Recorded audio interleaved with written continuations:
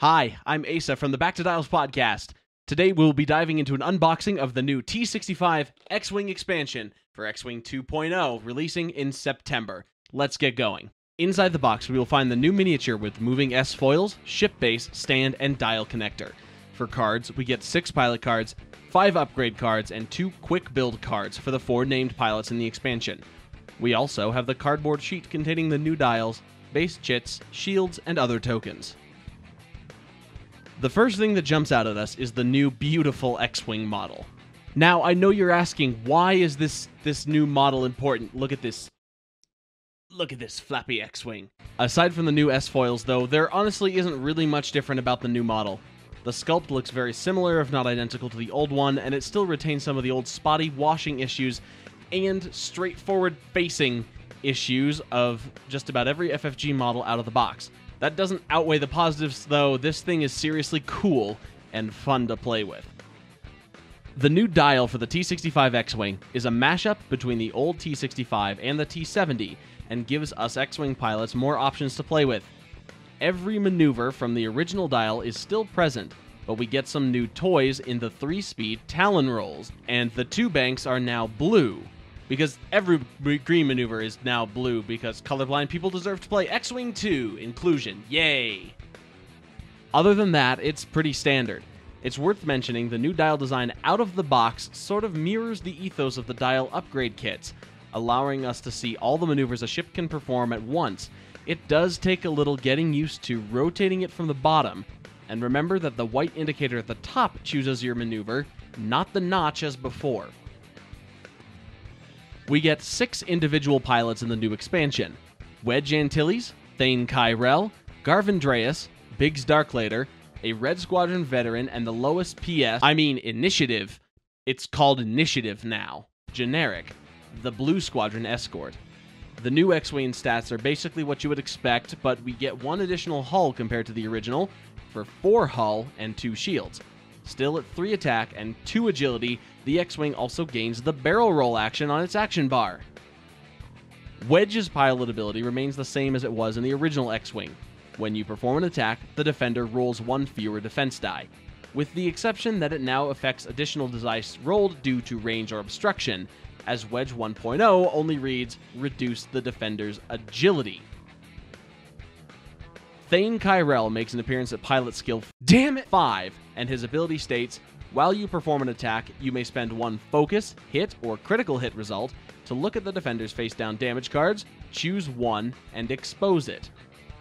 Feign's ability makes him a finisher to cripple an already hurting enemy ship, although the timing on spending his results is a little nebulous.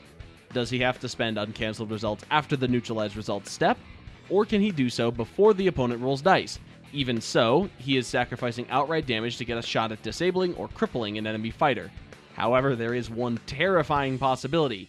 If a face-down damage card is a direct hit, Feign Chiral could repeatedly expose this card, causing the defender to repeatedly suffer damage until they are destroyed, without doing a single point of direct damage himself through dice.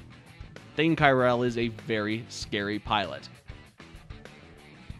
Red Leader Garv Andreas is now at PS Initiative 4, with a functionally identical ability to his 1.0 iteration, passing off spent focus tokens to friendly ships. It does gain a range extension out to range 3, however, and note the language of range 1 to 3, because X-Wing 2.0 introduces range 0 to denote yourself, and perhaps touching? I'm not really sure about that one until we see the full rulebook. So range 1 to 3 does in fact exclude Garvin, since unlike 1.0, a ship is no longer at range 1 of itself, but at range 0 instead. Biggs Darklighter is back in 2.0 as a PS Initiative 3 pilot.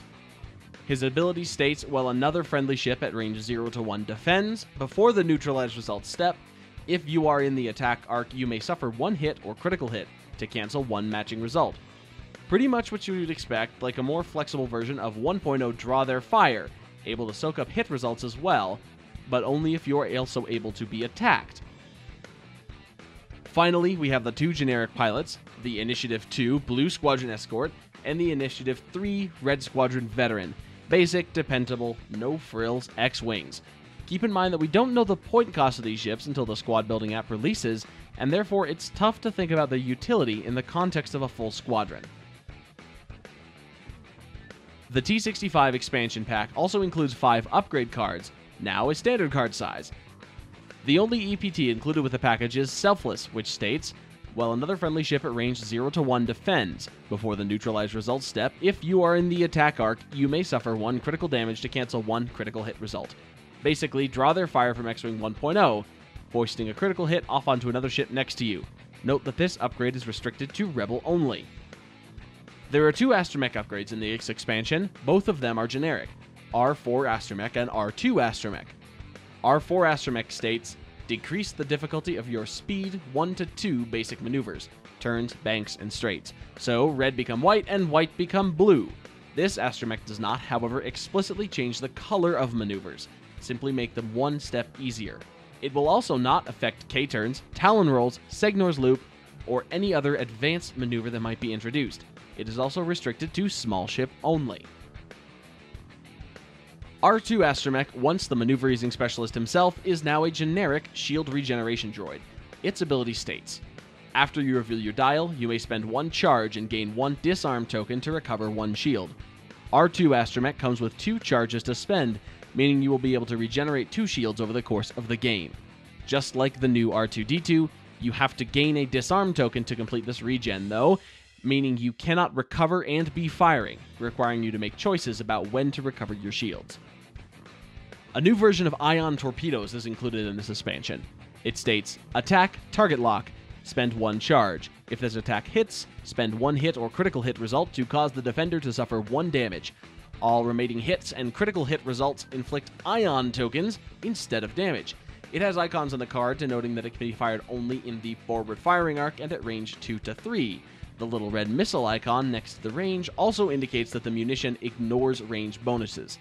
It also has 2 charges, so you can fire 2 ion missiles per game. This torpedo reveals how assigning ion tokens will work in 2.0, at least the standard effects. The first uncancelled result inflicts damage, and any subsequent ones inflict ions. This means that it's possible for an ion weapon to hit and not inflict any ion damage at all, or conversely, it could hit and inflict 3 ion tokens in 1 shot, in the case of this torpedo. And finally, we have Servomotor S-Foils. Servomotor S-Foils is limited to the T-65 X-Wing only and has 2 sides open and closed. When the S-Foils are open, there is no additional effect. The ship performs exactly as written on the card. Before you activate, you may flip the S-Foils to the closed position. This adds the boost action to the action bar and also gives the X-Wing the ability to take a focus action and link it to a red boost, meaning it will gain a stress if it executes this chain. This comes at the cost of rolling 1 fewer attack die on a primary weapon attack, but not a secondary weapon. Once again, when the X-Wing activates, the pilot may flip the S-Foils card back to the opened position.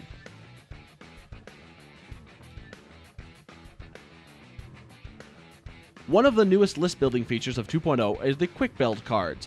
When creating your squadron, you can either use the app to free build to a predetermined points cost, or you can use these quick build cards to build to a predetermined threat level. There is 1 quick build for each named X-Wing pilot with associated upgrades, and a threat level for each one. Both Feign Chiral and Wedge Antilles are Threat 3, and Biggs and Garvin are Threat 2, with these quick builds. So if my friends and I wanted to play a Threat 8 game, I could pick any of these 3 pilots. For example, Wedge, Feign, and Biggs add up to Threat 8. Interestingly, these quick builds contain upgrade cards that are not included with the basic expansion, such as Outmaneuver, Afterburners, Proton Torpedoes, Elusive, and the Shield and Hull upgrades. I would assume that these upgrades are included in the core set and or the 2.0 conversion kits.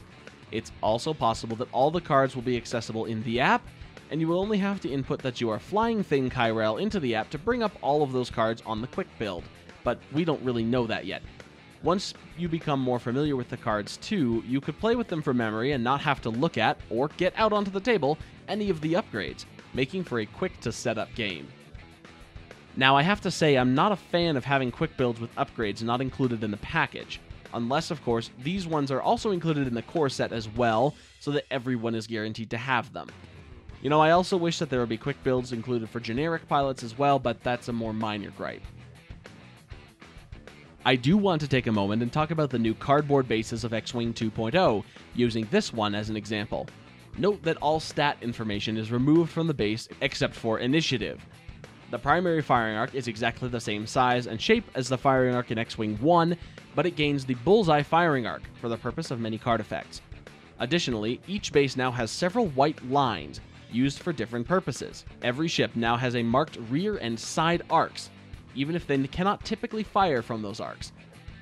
Lines also divide the base into quadrants and are used for aligning the base during bumping along the new lines on 2.0 templates. And finally, the lines on the side are used for aligning the barrel roll templates under the new restricted 2.0 rules for barrel rolling. To conclude, there's more granularity to the base, which allows every ship to refer to different arcs, quadrants, and more without introducing special and wordy language on cards or needing to print specialized bases. Thank you all for watching this video and tuning into the Back to Dials YouTube channel. I'm extremely excited about X-Wing 2.0 and getting my hands on this early version of the new T-65. I just want to go play with the S-Foils. So, all of this information, including detailed scans of the components, are available on www.backtodials.com. Thank you for watching.